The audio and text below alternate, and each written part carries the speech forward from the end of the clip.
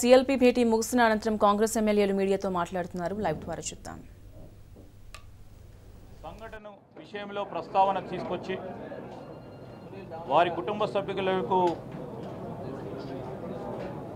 సానుభూతి సంతాపాన్ని తెలియజేస్తూ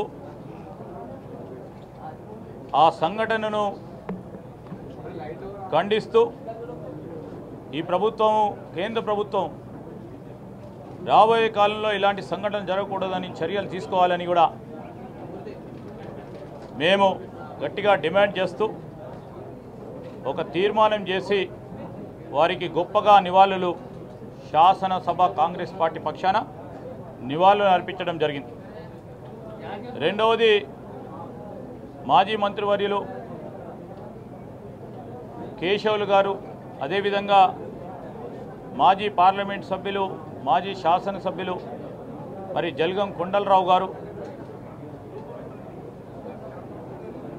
వారి మరణాంతరం మొదటి శాసనసభ కాంగ్రెస్ పార్టీ పక్షం మీటింగ్ అయితే ఉన్న తరుణంలో వారికి కాంగ్రెస్ పార్టీ శాసనసభ పక్షాన వారి కుటుంబ సభ్యులకి ప్రగాఢ సానుభూతి సంతాపాన్ని కూడా చేస్తూ తీర్మానం చేయడం జరిగింది. మరి ఒక ప్రధానమైన అంశాలు ఈరోజు రైతులకు సంబంధించి రాష్ట్రంలో అనేక మంది రైతులు, ఓ పక్కన ఎర్రజొన్నలకు సంబంధించిన రైతు సోదరులు, ఇంకో ప్రక్కన మిర్చి రైతు సోదరులు ధరలు రాక ఇబ్బంది పడతా ఉన్న తరుణంలో కొనుగోలు జరగటం లేదు, ఇబ్బంది పడతా ఉన్న రైతు సమస్యల విషయంలో కానీ రేపు ఈ ప్రభుత్వం ఇచ్చిన అనేక వాగ్దానాలు 2 నెలలు గడుస్తూ ఉన్నప్పటికీ ఆచరణ లేకుండా ముందుకు నడుస్తూ ఉన్న ఈ ప్రభుత్వం ప్రజలు వేచి చూస్తూ ఉన్న తరుణం విషయంలో కానీ ఈరోజు 2 బెడ్రూమ్ల అంశం విషయంలో కానీ ఇంకా ప్రధానమైన అంశాలను కూడా కూడగట్టుకొని ఈరోజు ఓట్ ఆన్ అకౌంట్ బడ్జెట్ ప్రవేశపెడుతున్నారని, మరి బడ్జెట్ డిస్కషన్ సందర్భంలో ఇవన్నిటిని కూడా ప్రభుత్వ దృష్టికి తీసుకెళ్లాలని కాంగ్రెస్ పార్టీ శాసనసభ నిర్ణయం చేయడం జరిగింది. మరి దాంతోపాటు ఇంతకుముందే మా రమణారెడ్డి గారు, అదేవిధంగా సుధీర్ రెడ్డి గారు చెప్పినట్టు ఈరోజు అసలు ఓట్ ఆన్ అకౌంట్ ఎందుకు పెడతా ఉన్నారు? రెగ్యులర్ బడ్జెట్ పెట్టాల్సిన అవసరం ఉంది ఈ రాష్ట్ర ప్రభుత్వానికి. కానీ ఓట్ ఆన్ అకౌంట్ పెట్టడానికి కారణాలేంది, ఎందుకు జంకుతా ఉంది రెగ్యులర్ బడ్జెట్ పెట్టడానికి ఈ ప్రభుత్వం అని మేము ఈ అంశం కూడా మా శాసనసభ కాంగ్రెస్ పార్టీ మీటింగ్లో కూడా డిస్కస్ చేయడం జరిగింది.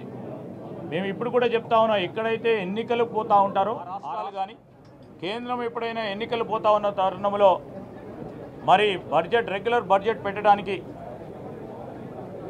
ఆ ఇయర్కు సంబంధించిన అంశం విషయంలో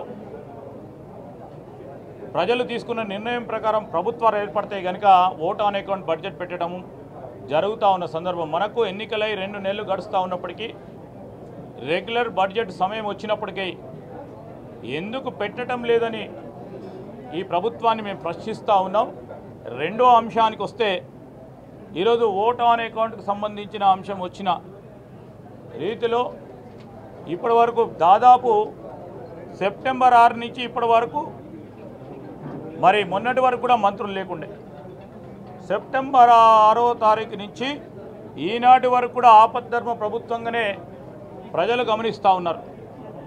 ఇప్పుడైనా ప్రభుత్వం ఫంక్షనింగ్లో రియల్ ఫంక్షనింగ్ చేసే కార్యక్రమం చేయాలని, మరి ప్రజలకు అనేక సమస్యలు ఉన్నాయి.